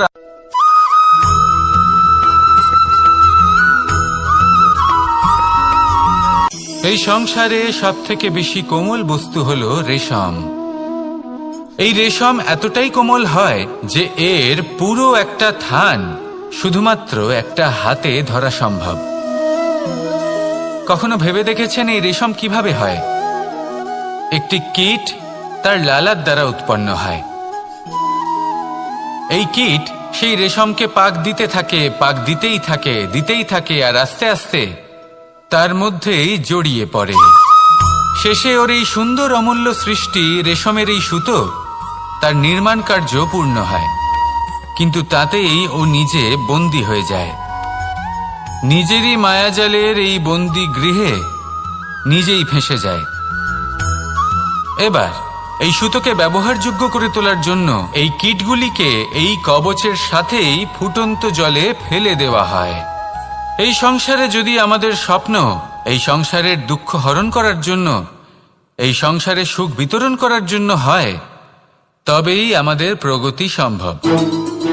যদি আমাদের এই স্বপ্ন শুধুই আমাদের এবং আমাদের স্বার্থ সিদ্ধির জন্য হয়, তাহলে এই স্বপ্ন আমাদের অন্ধ করে দেবে, আমাদের অন্ধকারের পথে নিয়ে যাবে, আর আমরাও সেই কীটের মতো হয়ে যাব। নিজেদেরই মায়াজালে আমরা নিজেই ফেঁসে যাব, আর শেষে আমরা যদি কিছু লাভ করি তা হবে একাকিত্ব, অন্ধকারময় মৃত্যু। তাই স্বপ্ন অবশ্যই দেখুন, কিন্তু এমনভাবে স্বপ্ন দেখবেন না যে তার এই বন্দিগৃহে আপনি নিজেই ফেঁসে গেলেন। স্বপ্ন দেখুন পরোপকারে।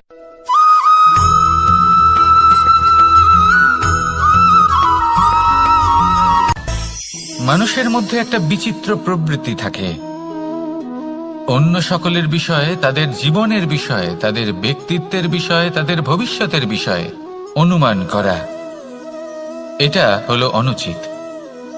কারোর অতীতকালকে দেখে লোকে ভবিষ্যৎ বলে দিতে পারেন, বর্তমানকে দেখে ভবিষ্যতের বিষয়ে অনুমান করে ফেলেন।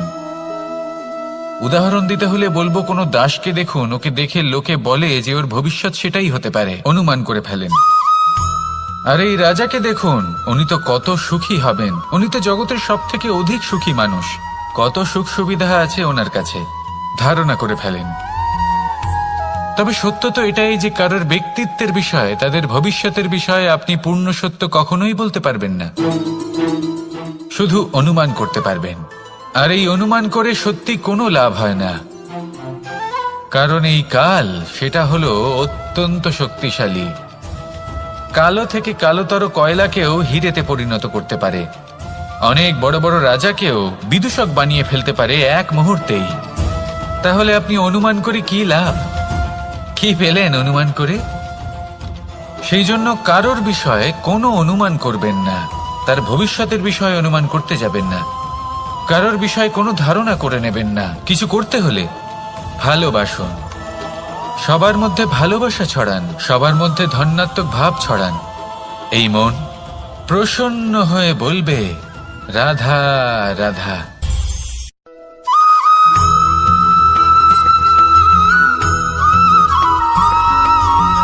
পঞ্চতত্ত্বের মধ্যে দ্বিতীয় তত্ত্ব হল ধরণী, ভূমি, যাকে আমরা ধরণী মাতা বলি। এই ধরণী ধৈর্য ধারণ করে, আর এর ওপরেই আমাদের সমগ্র সংসার নির্ভরশীল। কারণ এই ভূমি সহ্য ক্ষমতা রাখে, এর সহ্য ক্ষমতা হলো অপরিসীম। সন্তান যতই আঘাত প্রদান করুক না কেন, প্রেম পূর্বক সহ্য করে, আর তার বদলে অমূল্য রত্ন প্রদান করে। সন্তান যদি হাল চালায়, তাহলে তার বদলে তাকে অন্ন প্রদান করে। এটাই হলো ধরণী। এবার এর থেকে আমরা কি শিক্ষা পেতে পারি? এটাই যে কারোর জন্য কিছু করা বা কাউকে কিছু দেওয়া মনে কোনো কামনা ছাড়াই। আর এই কথাটা বুঝে যান, যদি কারোর জন্য কামনা না রেখে বা কোনো পাওয়ার আশা না রেখে কারোর জন্য কিছু করেন বা কারোকে কিছু দেন, যদি এটা আপনি শিখতে পারেন, তবে আপনি ভালোবাসতে শিখে গেছেন। আর সেই জন্যই এই ধরিত্রীকে মাতা বলা হয়। কারণ মাতা শুধু উনি নন যিনি গর্ভে সন্তানকে ধারণ করেন, মাতা তো উনিও যিনি জীবন বাঁচতে শেখান, যিনি জীবন বাঁচার উদাহরণ প্রদান করেন। তাহলে ধরণীর থেকে এই নিঃস্বার্থ ভাব শিখুন, নিঃস্বার্থ ভালোবাসা শিখুন, আর এই ভালোবাসার সাথেই বলুন রাধা রাধা।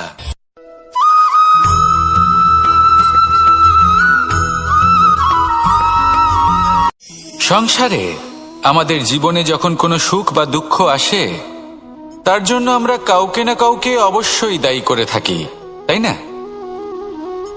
এই ব্যক্তি আমাদের সাথে এরকম কাজ করেছেন, তাই আমার সাথে এমন হলো। ওই ব্যক্তি যদি এমনটা না করতেন, তাহলে আজ আমি ওই স্থানে পৌঁছতে পারতাম।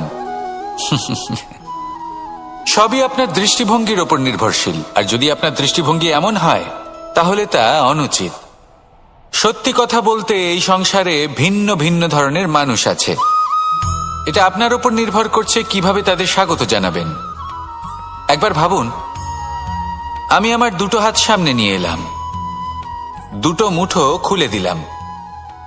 দুই প্রকারের মানুষ আসবেন, কিছু না কিছু দিয়ে যাবেন। এই মুঠো যদি আমি বন্ধ করে দিই, তাহলে না কেউ আমাকে কিছু দিতে পারবে, না আমার কিছু যাবে আসবে। নিশ্চয়ই বুঝতে পারছেন এই দুই ধরনের ব্যক্তি কারা এবং তারা কি দিয়ে যান। আমি যদি নিজের মুঠো খুলে দিই, তাহলে কিছু ভালো মানুষ আসবেন, আমাকে আনন্দ, সন্তুষ্টি, জ্ঞান প্রদান করে যাবেন, ভালো অভিজ্ঞতা দিয়ে যাবেন। কোনো খারাপ ব্যক্তি যদি আসেন, তাহলে তিনিও খারাপ অভিজ্ঞতা দেবেন, যার থেকে আমি শিক্ষা লাভ করব। এই সব কিছু আমি লাভ করতে পারি। মুঠো যদি বন্ধ করে রাখি, তাহলে আমি কিছুই পাবো না। দেখুন, এই সংসারে প্রত্যেকের জীবনে এইরকম। প্রত্যেকের জীবনে সবকিছুই আছে, ভালো খারাপ দুই মানুষই আছে। ভালো অভিজ্ঞতা আছে, খারাপ অভিজ্ঞতা আছে। নির্ভর করছে আপনার উপর যে আপনি কি করবেন, এনাদের স্বাগত কিভাবে জানাবেন, কার থেকে কি বুঝবেন, কি শিখতে পারবেন, আর কোন দৃষ্টিভঙ্গি নিয়ে অগ্রসর হবেন। এটাই নির্ধারণ করবে যে আপনার জীবন কেমন হবে। আসুন আমার সাথে ভালোবেসে বলুন রাধা রাধা।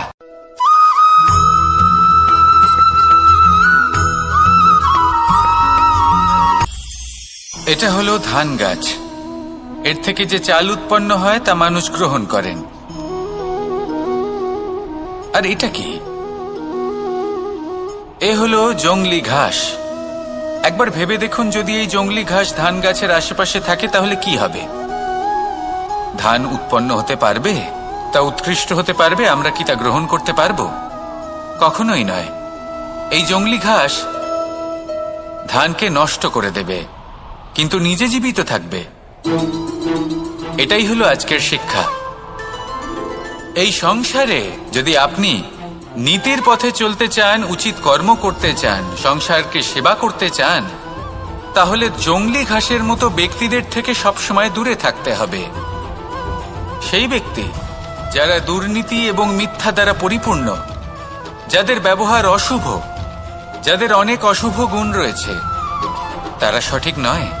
সেই সকল ব্যক্তি যাদের চরিত্র অত্যন্ত দুষ্ট হয়, তারা হয় শুভ চরিত্রের ব্যক্তিকে একদম নষ্ট করে দেয়, নয় নিজের মতো বানিয়ে তোলে। তাই যদি আপনি নীতির পথে চলতে চান, এই সংসারের জন্য শুভ কর্ম করতে চান, তাহলে সেই সঙ্গ লাভ করুন যে সঙ্গ জ্ঞানে পরিপূর্ণ, যাদের মধ্যে অনেক গুণ আছে, যাদের থেকে প্রতিদিন কিছু শিখতে পারবেন। এমন ব্যক্তির সাথে জীবন অতিবাহিত করুন। দুরাচারীদের থেকে দূরে থাকুন। তবেই এই মন প্রসন্ন হয়ে বলবে রাধা রাধা।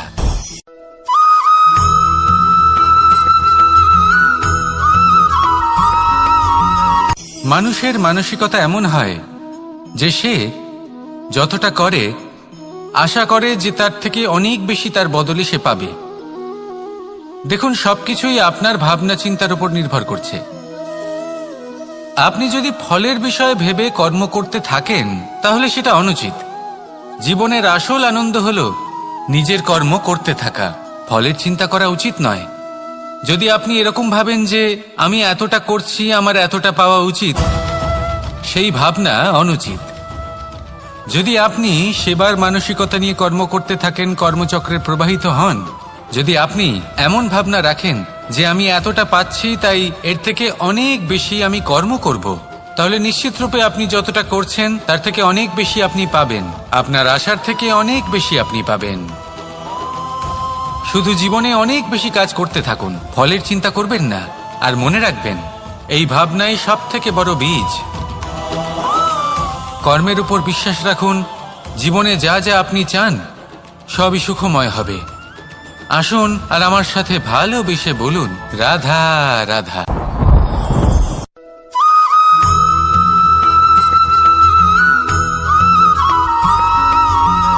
আপনি কখনো কোনো বাজকে নিজের বাসা বানাতে দেখেছেন? এই বাজ যখনই কোনো বাসা বানায় তখন উঁচু গাছের ডালে বা কোনো পর্বতের শিখরে বাসা বানায়, অনেক উচ্চতায়। আর সেখানে তার সন্তানও জন্মগ্রহণ করে। যখন এই সন্তানেরা জন্মায় তখন এই বাজ খুবই ভালোবেসে এবং খুব সাবধানে এদের পালন পোষণ করে। নিজের ঠোঁট দিয়ে তাদের ঠোঁটে খাবার পরিবেশন করে। কিন্তু যেই সেই সন্তানেরা হৃষ্টপুষ্ট হয়ে যায় এবং সেই কথা বাজ নিজে বুঝতে পেরে যায়, সেই বাজ নিজেই সেই বাসা ছিন্ন ভিন্ন করে দেয়। সেই সন্তান যাদের সবেমাত্র ডানা গজিয়েছে, কিভাবে উড়তে হয় তারা জানে না, সেই সন্তানগুলিকে উচ্চতা থেকে ঠেলে দেয়।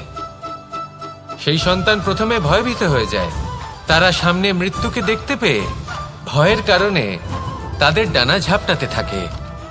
আর সেই প্রক্রিয়াতেই সেই সন্তানগুলি উড়তে শুরু করে দেয়। এবার এই ঘটনায় আমরা কি শিক্ষা পেতে পারি? এটাই, যদি আপনি মাতা পিতা হন তাহলে নিজের সন্তানকে অবশ্যই স্নেহ করুন, কিন্তু তাদেরকে নিজের আঁচলের তলায় বেঁধে রাখবেন না। যদি আপনি চান আপনার সন্তান জীবনে উন্নতি করুক, তাহলে নিজের মুঠো থেকে তাদের স্বতন্ত্র করে দিন। এই সংসারে সংঘর্ষ করতে দিন। সেই সন্তান নিজেই বুঝতে পারবে যে জন্মের সময় পাওয়া ডানা কি করে ব্যবহার করতে হয়। আর আপনার চোখের সামনে আপনার সন্তান এই আকাশে উড়তে থাকবে। তাহলে আসুন আমার সাথে ভালোবেসে বলুন, রাধা রাধা।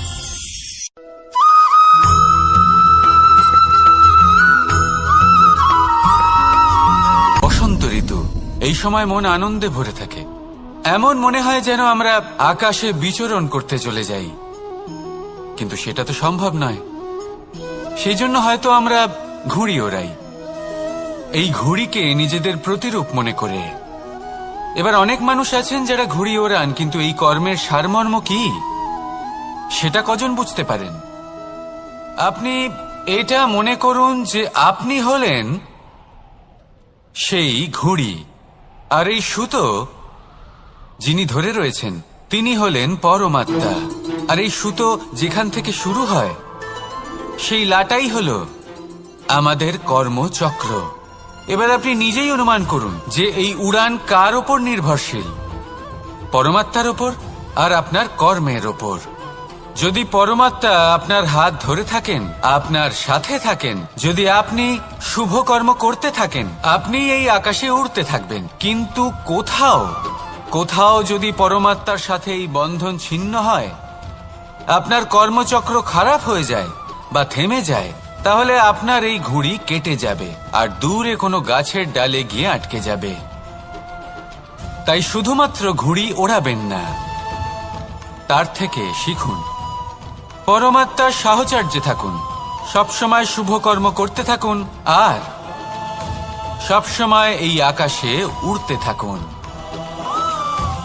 আসুন আর আমার সাথে ভালোবেসে বলুন, রাধা রাধা।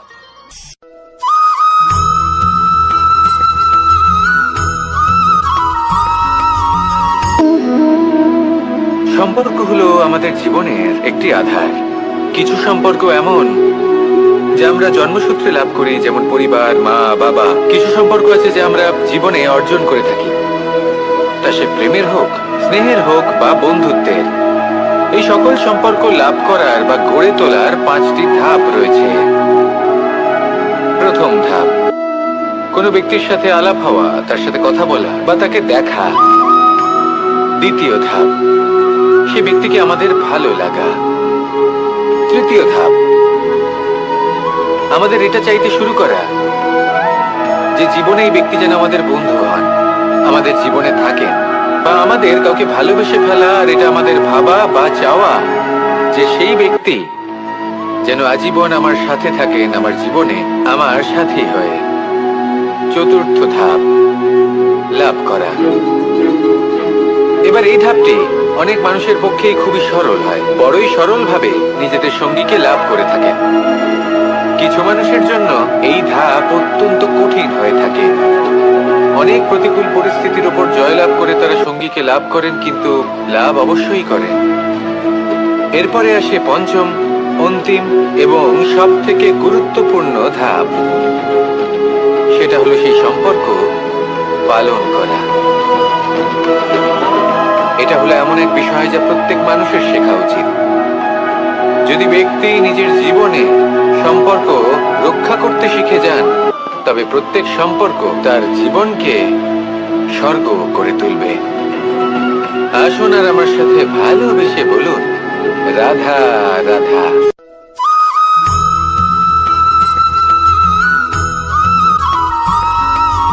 জীবনে যখন কোনো ব্যক্তি নিজের লক্ষ্য প্রাপ্তির জন্য নিরন্তর পরিশ্রম করতে থাকেন, চেষ্টা করতে থাকেন, তখন তিনি কষ্ট অনুভব করেন। কখনো শারীরিক কষ্ট, কখনো মানসিক কষ্ট। এবার উনি এটা ভাবতে থাকেন যে আমি কি উচিত করছি নাকি অনুচিত করছি। কারণ অন্যদিকে এমন একজন ব্যক্তিও আছেন যিনি একদমই পরিশ্রম চেষ্টা করছেন না। তিনি মদিরা পান করেন, বিলাসিতায় জীবন কাটান, অলস প্রকৃতির হয়ে ওঠেন, নিদ্রাতে বিলীন হয়ে থাকেন আর ভাবেন যে তিনি সুখ লাভ করছেন। কিন্তু এরকম কেন হয়?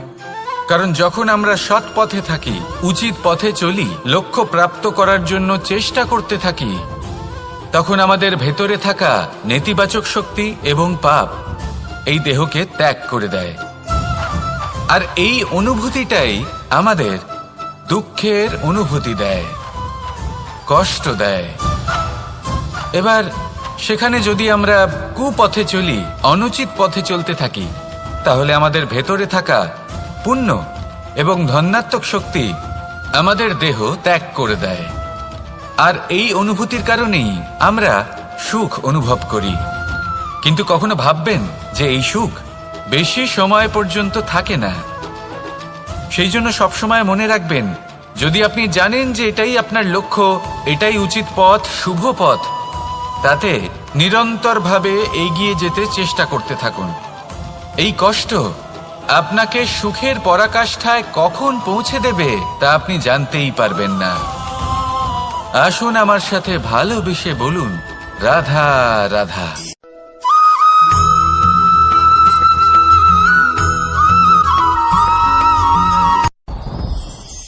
সাথী। সাথী এই শব্দটির ব্যাখ্যা কে কিভাবে করে? মিত্র, সখা, বন্ধু।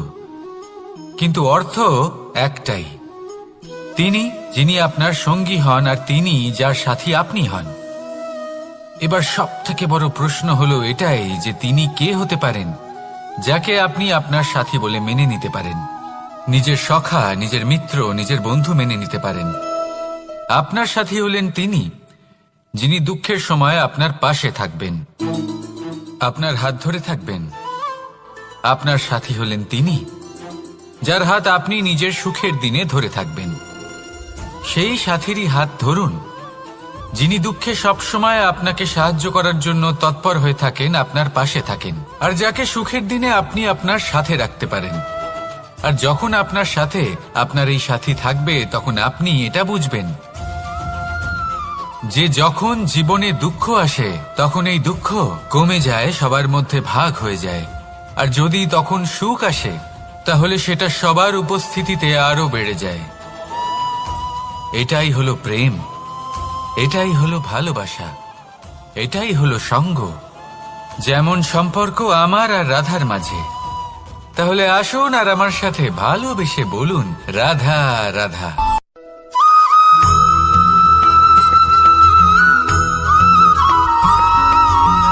পঞ্চতত্ত্বের মধ্যে দ্বিতীয় তত্ত্ব হল ধরণী, ভূমি, যাকে আমরা ধরণী মাতা বলি। এই ধরণী ধৈর্য ধারণ করে, আর এর ওপরেই আমাদের সমগ্র সংসার নির্ভরশীল। কারণ এই ভূমি সহ্য ক্ষমতা রাখে, এর সহ্য ক্ষমতা হল অপরিসীম। সন্তান যতই আঘাত প্রদান করুক না কেন, প্রেম পূর্বক সহ্য করে আর তার বদলে অমূল্য রত্ন প্রদান করে। সন্তান যদি হাল চালায় তাহলে তার বদলে তাকে অন্ন প্রদান করে। এটাই হলো ধরনী। এবার এর থেকে আমরা কি শিক্ষা পেতে পারি? এটাই যে কারোর জন্য কিছু করা বা কাউকে কিছু দেওয়া মনে কোনো কামনা ছাড়াই। আর এই কথাটা বুঝে যান, যদি কারোর জন্য কামনা না রেখে বা কোনো পাওয়ার আশা না রেখে কারোর জন্য কিছু করেন বা কারোকে কিছু দেন, যদি এটা আপনি শিখতে পারেন তবে আপনি ভালোবাসতে শিখে গেছেন। আর সেই জন্যই এই ধরিত্রীকে মাতা বলা হয়। কারণ মাতা শুধু উনি নন যিনি গর্ভে সন্তানকে ধারণ করেন, মাতা তো উনিও যিনি জীবন বাঁচতে শেখান, যিনি জীবন বাঁচার উদাহরণ প্রদান করেন। তাহলে ধরনীর থেকে এই নিঃস্বার্থ ভাব শিখুন, নিঃস্বার্থ ভালোবাসা শিখুন, আর এই ভালোবাসার সাথেই বলুন রাধা রাধা।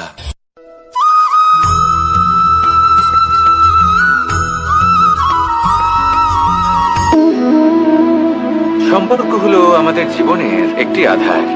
কিছু সম্পর্ক এমন যা আমরা জন্মসূত্রে লাভ করি, যেমন পরিবার, মা বাবা। কিছু সম্পর্ক আছে যা আমরা জীবনে অর্জন করে থাকি, তা সে প্রেমের হোক, স্নেহের হোক বা বন্ধুত্বের। এই সকল সম্পর্ক লাভ করার বা গড়ে তোলার 5টি ধাপ রয়েছে।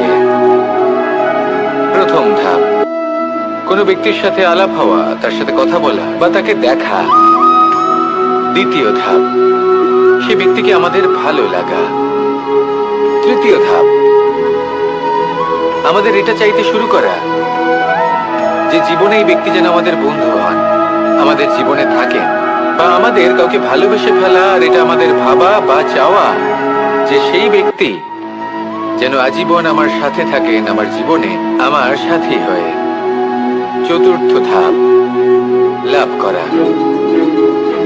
এবার এই ধাপটি অনেক মানুষের পক্ষেই খুবই সরল হয়, বড়ই সরলভাবে নিজেদের সঙ্গীকে লাভ করে থাকেন।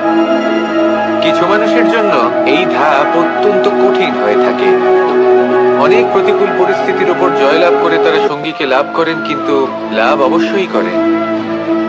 এরপরে আসে পঞ্চম, অন্তিম এবং সব থেকে গুরুত্বপূর্ণ ধাপ।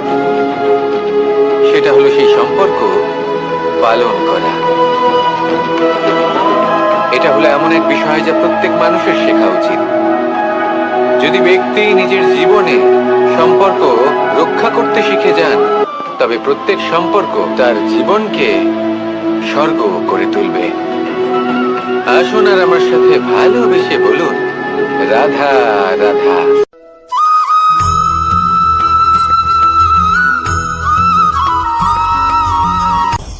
আপনি কখনো পর্বতের শিখরে উঠেছেন? আপনি দেখতে পাবেন পর্বতের পদতলে প্রচুর সুন্দর ফুল রয়েছে, সবুজ বনানী রয়েছে। যত আপনি ওপরে উঠতে থাকবেন তত ফুল কমতে থাকবে, সবুজ বনানী কমতে থাকবে। আরো কিছুটা ওপরে উঠলে কাঁটা জাতীয় গাছ দেখতে পাবেন, শুকনো গাছ দেখতে পাবেন। আরো যদি ওপরে ওঠেন তাহলে পাষাণ দেখতে পাবেন। আরো ওপরে উঠলে হিমখণ্ড দেখতে পাবেন। এই যে পর্বত, তা মনুষ্য জীবনের সব থেকে উত্তম উদাহরণ। মানুষ যখন সাফল্যের শিখরে পৌঁছতে চান, মহানুভবতার শিখরে পৌঁছতে চান, পথে যত আস্তে আস্তে উপরে উঠতে থাকেন ততই ভৌতিক বস্তু তার থেকে বিচ্ছিন্ন হতে থাকে। যদি তিনি সেই ভৌতিক বস্তুগুলি ত্যাগ না করতে পারেন তাহলে কখনোই সেই স্থানে পৌঁছতে পারবেন না। আর মানুষ যদি উচিত ত্যাগ করতে পারেন, পথে অগ্রসর হতে থাকেন, এগোতে থাকেন, তাহলে একদিন না একদিন তিনি মহানুভবতার, জ্ঞানের, সাফল্যের হিমের স্বাদ অবশ্যই লাভ করবেন। মনে রাখবেন, মানব জীবনে ত্যাগ হলো অত্যন্ত গুরুত্বপূর্ণ অংশ। আসুন আমার সাথে ভালোবেসে বলুন রাধা রাধা।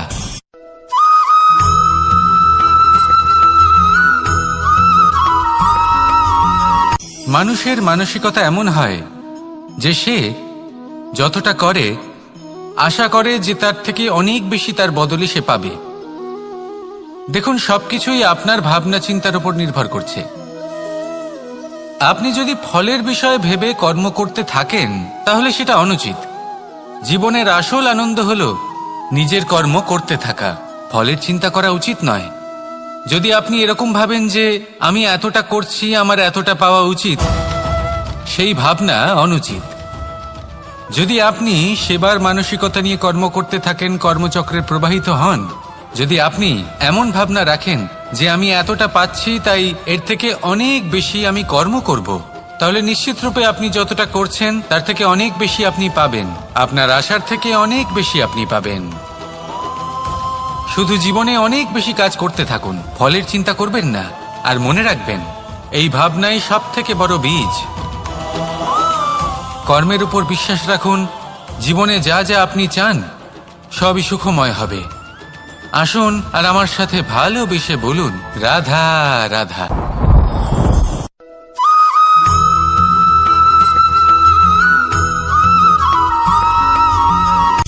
সূচের শেষে একটি ছিদ্র থাকে, যার দ্বারা আমরা এই সুতো পরাতে পারি। আর তারপর সূচের সাহায্যে এই সুতো দিয়ে বস্ত্র সেলাই করা যায়।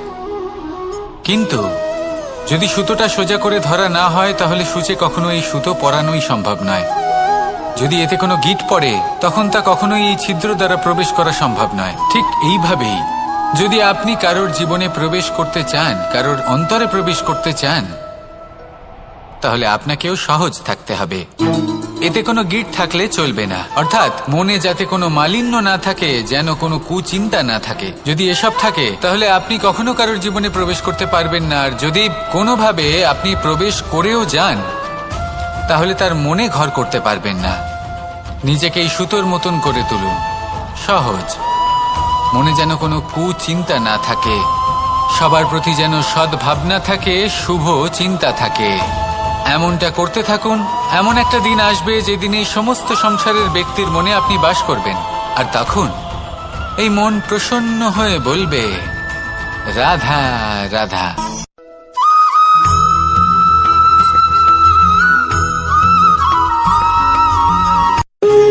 যখন মানুষের মৃত্যু হয়, তখন কি হয়? অনেক সংখ্যক মানুষ শোক পালন করতে চলে আসেন। যে ব্যক্তি মৃত্যু লাভ করেছেন, তার অনেক বস্তু থাকে যেগুলো তার প্রিয়, যেগুলো তিনি ব্যবহার করেছেন। তার শয্যা, তার বস্ত্র, তার আভূষণ, সবকিছু তার থেকে বিচ্ছিন্ন করা হয় এবং খালি হাতে তাকে শ্মশানের উদ্দেশ্যে রওনা করা হয়। আমি আপনাকে এই প্রশ্ন করতে চাই, আপনি এই সংসারে কি অর্জন করেছেন?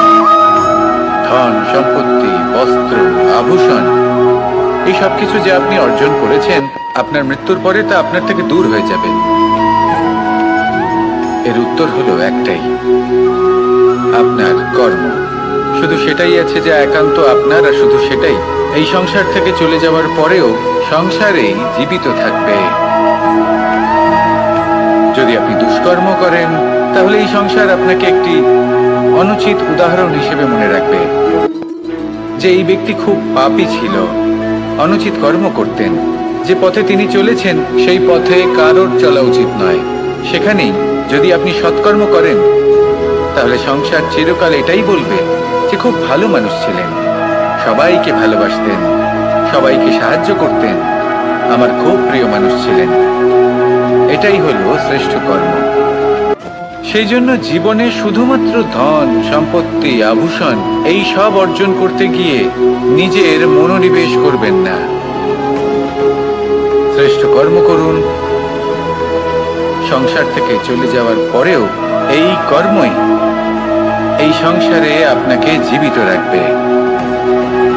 আসুন আমার সাথে ভালোবেসে বলুন, রাধা রাধা।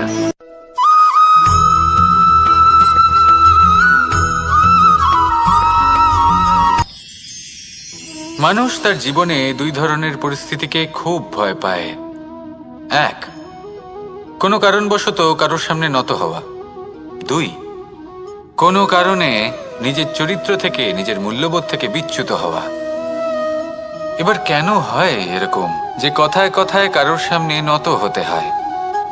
কেন বারংবার নিজের চরিত্র থেকে চ্যুত হতে হয়? এরকম কেন হয়? এটা তখনই হয় যখন আমাদের শিক্ষা এবং মূল্যবোধের অভাব থাকে। যদি মানুষের মধ্যে প্রকৃত শিক্ষা থাকে তাহলে এই সংসারে কোনো সময় এবং কারোর সামনেই নত হওয়ার কোনো প্রয়োজন নেই।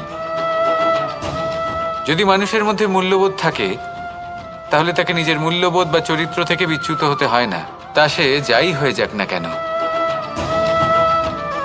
কোনো বালককে যদি জন্ম থেকেই সুশিক্ষার অধিকারী করা হয়, শিক্ষিত করা হয়, মূল্যবোধের অধিকারী করা হয়, তবে সে এই সংসারে এমন কর্ম করবে যাতে সে নিজেকে, নিজের পরিবারকে, সমগ্র সমাজকে গর্বিত করতে পারে।